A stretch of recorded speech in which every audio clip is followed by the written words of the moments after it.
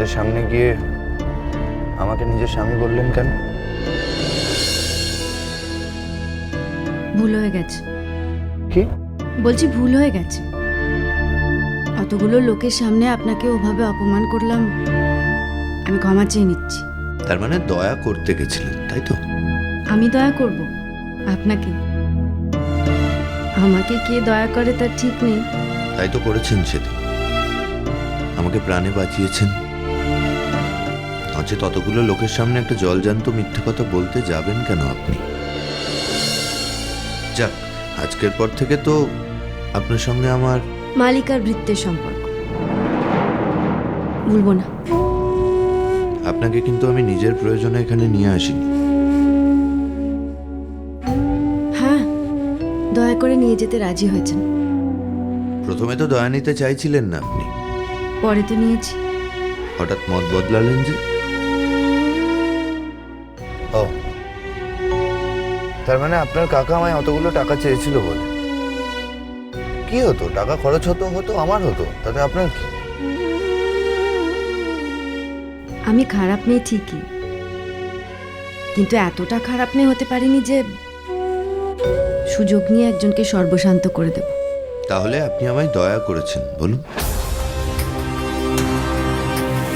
আমাদের বাড়িতে এইভাবে থাকতে আপনার ভালো লাগবে? আপনার কি মনে হয় আমার জীবনে আর ভালো মন্দ কিছু বাকি আছে? সেটা আপনার দোষে, নিজের দোষে। হ্যাঁ, সব তো আমারই দোষে।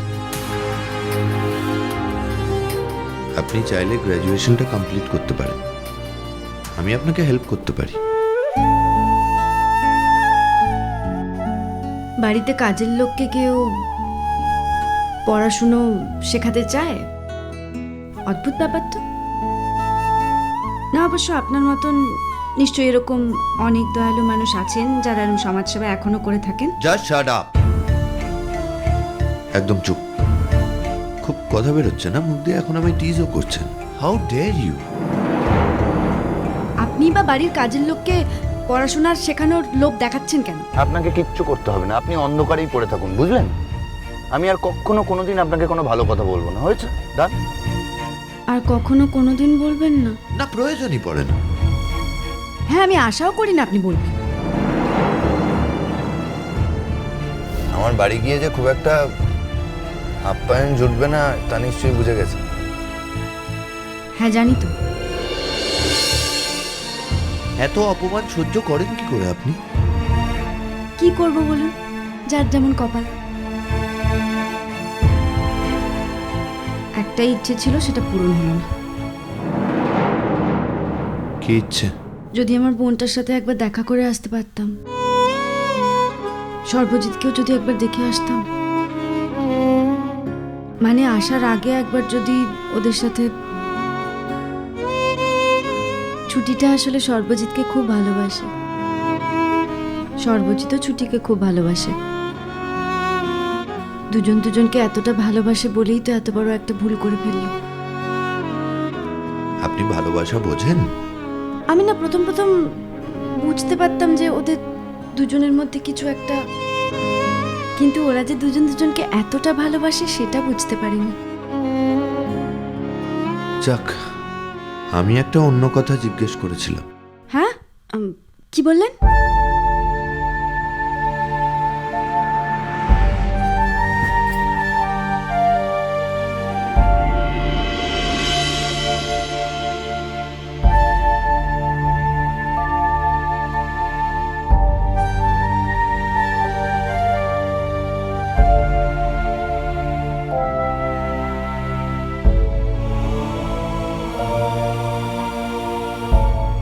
হঠাৎ কি হলো আবার আপনার? কি আবার হবে? কিছুই না, এতক্ষণ ধরে গাড়ি চালিয়ে টায়ার্ড হয়ে গেছে। সব কথা এত ঘ্যান ঘ্যান করেন কেন বলুন তো? আচ্ছা, আমার সাথে বিয়ে হওয়ার আগে আপনার কোথাও বিয়ের কথা হয়নি? হয়নি আবার? 50 বছর 60 বছরের বুড়োদের সাথেও বিয়ের সম্বন্ধ হয়েছিল। না, সেসব কথা বলছি না। মানে আপনার যখন কম বয়স, মানে যখন মালদায় থাকতেন। না, তখন তো ছোট ছিলাম। ও, কচি খুকি ছিলেন বুঝি? তা তো নয়। ক্লাস 12 না কিসে পড়তেন না আপনি?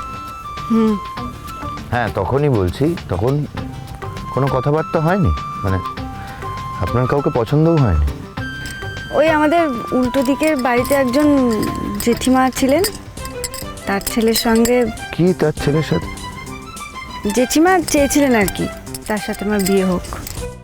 ও, এবার আমি বুঝেছি কেন তুমি আমাকে স্বামী হিসেবে মেনে নিতে পারো, কেন বারবার দূরে সরিয়ে দিয়েছ আমাকে। মনে মনে আসলে ওই জেঠিমার ছেলের ওপরেই তোমার বিয়েটা হলো না কেন? কি করতেন আপনার জেঠিমার ছেলে? তখন তো ডাক্তারি পড়তো। কিন্তু সে আপনার মতো একজন অর্ধশিক্ষিত মহিলাকে বিয়ে করতে যাবে কেন? অর্ধশিক্ষিত কেন হতে যাব? তখন তো পড়াশোনা চলছে। তারপর হলো না কেন? হলো না কারণ তখনই তো আমার বাবা নিখোঁজ হয়ে গেলেন। আমি আর মা তখন একটা আশ্রয়ের জন্য হন্যে হয়ে ঘুরছি। মালদা ছেড়েই তো চলে এলাম তখন। আপনার ওই জেঠিমার ছেলে কি করলো তাহলে?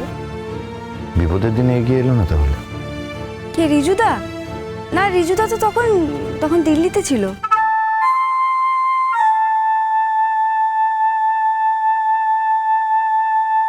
মানে ওর ওর নাম আর কি, রিজু। পরবর্তীকালে তাহলে ওর সাথে যোগাযোগ করেননি কেন? যখন সম্বন্ধটা হয়েছিল তখন দুটো পরিবারই সমান সমান ছিল, পরে তো আর সেই জন্য আর। এখন বোধহয় রিজুদা অনেক বড় ডাক্তার হয়ে গেছে। শুনুন, আমার কিন্তু এখানে আদি অনন্তকাল ধরে দাঁড়িয়ে থাকার উপায় নেই। আমি বাড়ি ফিরতে হবে, কালকে কলেজ যেতে হবে। এখানে দাঁড়িয়ে আপনার গল্প শুনতে পারবো না। যাব বাবা, আমি তো নিজে কিছুই বলতে চাইনি, আপনি তো জিজ্ঞেস করলেন তাই আমি বললাম। এবার থামুন, দিয়ে গাড়িতে উঠুন, অনেক হয়েছে।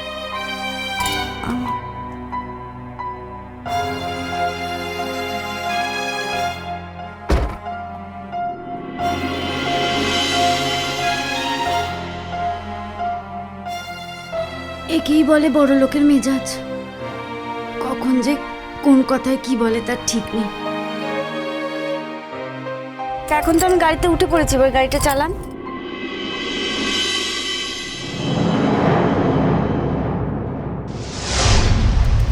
আস্তে চালান গাড়িটা, কি অ্যাক্সিডেন্ট করবেন নাকি? আমার গাড়িতে যেতে হলে এইভাবেই যেতে হবে ম্যাডাম, অসুবিধা হলে নেমে যান।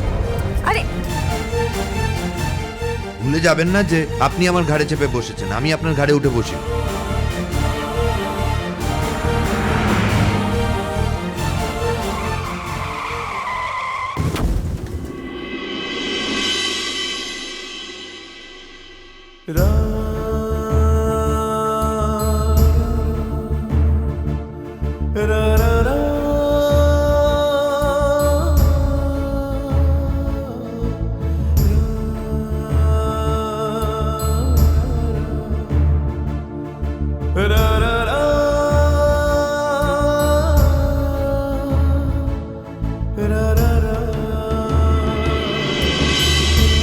সোজা হয়ে বসা প্র্যাকটিস করুন।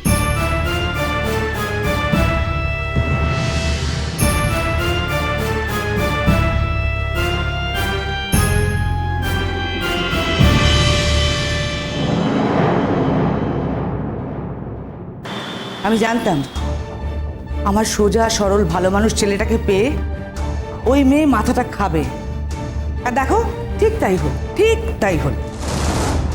আমি কি করতে পারি, কি করতে পারি আমি?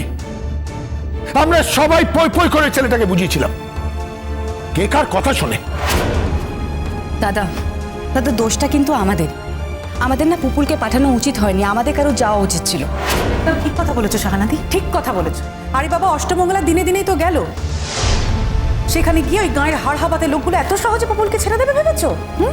পাক্কা 2.5 দিন পার করে তারপর ওকে পাঠাবে, তুমি দেখে নিও। বৌদি বৌদি, আমার না মনে হয় ওরা পুপুলকে একা ফেরত পাঠাবে না, সঙ্গে ওই মেয়েটাকে পাঠাবে, তুমি দেখে নিও।